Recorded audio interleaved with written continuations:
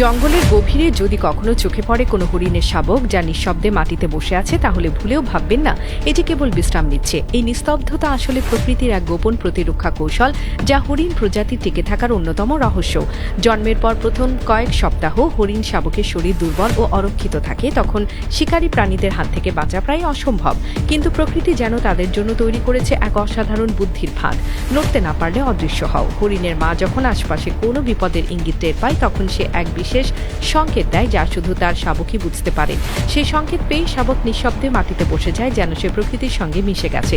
কোনো শব্দ নেই, কোনো নড়াচড়া নেই, মৃতপ্রায় স্থিরতা। এই কৌশলই তার জীবনের রক্ষা কবচ, কারণ হরিণ শাবকের শরীর থেকে প্রায় কোনো গন্ধ নির্গত হয় না।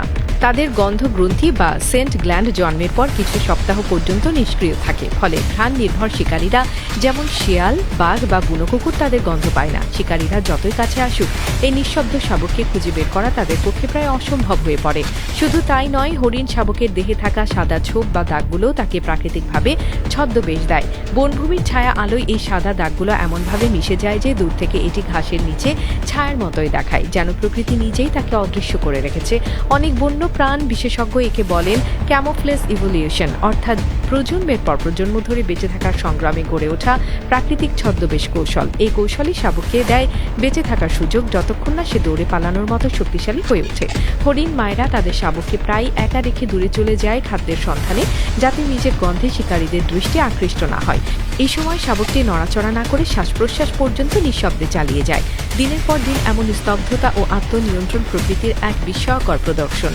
জঙ্গলের নিয়ম এখানে স্পষ্ট, যে প্রকৃতিকে বোঝে সেই টিকে থাকে।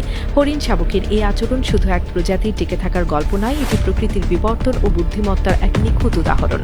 এখানে ভয় মানে মৃত্যু, আর নিঃশব্দতা মানে জীবন।